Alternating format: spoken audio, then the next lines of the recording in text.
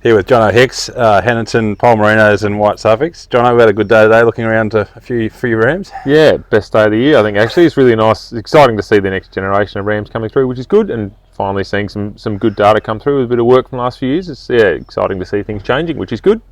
Well, there's a few boys behind us. They're sort of most of the cream of the crop. What sort of traits are we dialed up over the last few years? We've come from a really heavy fleece weight base, but we needed to lift our muscle and fat, and everything the last few years has been non-mule, so taking off some skin and just getting the balance a bit better, really. We were really strong for a couple of traits and just wanted to get a bit better balanced sheep, and it's finally coming through, which is really nice. So lifting some post-weaning weights too. Obviously can't ignore what the lamb market's doing at the moment, so it's nice to see a bit more growth and a bit better balance there sheep-wise. But now they're starting to really sort of meet the breeding objectives we set out for a few years ago when we started on this journey, so it's nice to see some of them starting to get there. Yeah, I guess, I don't know how long we've been working. 5 years, I think. It was COVID, the first Zoom meeting during COVID. So it's been a little while happening, but no, it's starting to see the wheel turn. And exciting out of these, like there's a lot of ones making that top group there out of ewe lambs. So you sort of, like you said this morning, we get to see sort of next year's genetics a year early, and really exciting to see the flow on of that, which is pretty cool. Yeah, so we had more than half of what we ended up as size were out of ewe lambs, or about half, that same sort of number out of ewe lambs, which is amazing. And I guess without the numbers, we probably would have overlooked a number of them, and just on size and stuff, like you kind of look at them and you're going, oh, they're not quite up to it, but then you look at what's the twin out of ewe lamb, and there's certainly a couple in there that are twins out of ewe lamb, and you probably would discount them visually on what they do, but you can't deny genetically what they're going to bring to our group, which is really exciting. So the power of the data is pretty cool, really. Yeah, you've been using Genomics lately, which has sort of given us another lift across a heap of traits given us a lot of accuracy to play with. So there's some of the stuff we haven't recorded in the past, and just even 100% accurate parentage data from moving from pedigree matchmaker panels where it misses a few and obviously misses a few twins and stuff. It was a good guide, but the move to full genomics and everything in this year's drop, lambing down now with genomics a whole lot, which is as we move forward, is going to give us a bit more accuracy on our data and some some more traits to look at, which is really good. Yeah, cool. To step out of the stud for a minute, just tell us a bit about where we are, what we're farming, and just the operation generally, I guess. Well, Western Victoria we are. We're nearly on the South Australian border, so Canova and Victoria, and mixed farming stuff. We have a bit of a range. Most of our neighbours here are mostly continuous cropping. We've got sort of heavy clay soils, and our own property, we sort of range from here to some other blocks we've got running some sandy stuff with more livestock based out there. So a bit of a mix, but for us at the moment, our commercial operation, even on this heavy ground, is doing really well. It really complements our cropping operation, how we work things, and a lot of legumes sown in before we go back into our canola, durum, wheat phase. So the sheep are really kicking goals as part of the mix at the moment. It's been really good. In terms of the district, what's going on in terms of sheep numbers and stuff? Sheep numbers certainly declining. It depends on your area and soil type and those sort of things. So a lot more jointed terminals than what would have been a traditional merino area. But a lot of merino ewes here, jointed terminals, which suits us for the White Suffolk game. It's sort of what we're targeting with our White Suffolk rams. But as far as the heavy ground goes, a lot of continuous cropping, a lot of guys chasing out lentils, the high value sort of stuff has been a big push probably the last 10 years. But the mix we're sort of trapped between the big and little desert. So you go 20 k's north or south and hit sand, and it suits really well to have sort of stuff running there over winter when the heavy ground is not really performing, and then we bring stuff back here in spring and finish on stubbles and stuff over summer. So the mix of both is really good.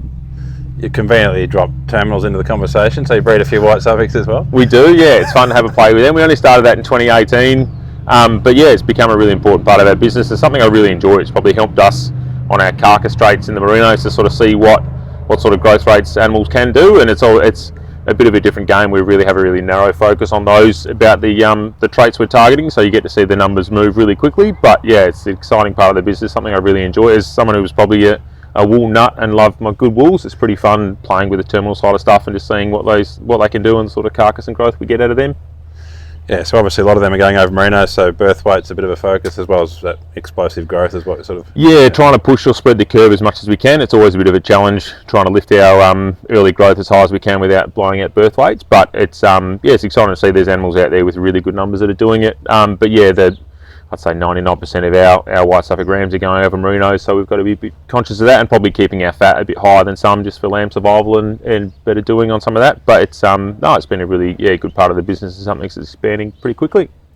So I guess the beauty of the stud game is you get to see them play out commercially. What have you sort of seen as you've, I guess, built that constitution into the Merinos a bit. Is that making them easier to manage? Yeah, unbelievably. Something that mouth, but the last 2 years especially, we've had really late starts and dry years through lambing. We're pushing our lambing date back to work on a bit of that. But yeah, last 2 years, especially in our commercials, those ewes, especially twin lambing ewes, I think if we'd had a really heavy focus on just the fleece weight like we used to, and not changing our skins, not lifting muscle and fat carcass in our sheep. The change in what has happened in probably the last 10 years as much, but yeah, our commercial operation, our weaning weights are still really good, our lambs are turning off really well. Like, I think if we were focusing on different stuff, those ewes just don't handle, especially the tougher years. I think in really good seasons, and if you manage them really well, we can get away with it, but the last couple of years it's been pretty tough lambing here on sort of no paddock feed and long dry starts. It's been a really stark lesson, I guess, for us about what we're doing. We're on the right track, but we've got to push that a little bit more. It's really clear in our commercial operation that when those ewes, they can hang on and do a bit better, look after a set of twins, especially when lambs are worth what they're worth at the moment. It's hard not to love those sort of sheep, and want to keep pushing that really. Yeah, for sure. And I guess the other thing you've sort of taken a bit of a stance on is foot trimming and mulesing, so dropping out mulesing out of the equation and zero foot trimming, so welfare traits coming to the fore, which makes it even harder to breed a Merino together. If Merinos weren't tricky enough already, but we sort of got sick of the stage that a lot of our sheep, we think we're really hard on feed, as lots of people do. They think they really push their structure, but we had some sheep that never need touching, never need trimming. We haven't trimmed any of our ewe flock in my lifetime, I don't think. It's just not something we do. And it's not a job I want to do either. It looks like bloody hard work. So we used to do trim rams before the sale and those sorts of things, and we had plenty that didn't need doing. And you can change the way they stand and move a lot. And we got caught a few times buying rams elsewhere, and you get them home and 6 months later their feet are terrible, and you sort of know that before the ram sale their feet were terrible, they'd just been trimmed to look really good, and I kind of got a bit sick of that sort of look. So everything's unhoused, it's in the paddock as it is, their feet aren't touched, and we've got some that obviously aren't perfect on their feet, but you get to see exactly how they are. We've got some that stand up really well, and I'd much rather be pursuing those genetics and pushing that into the future.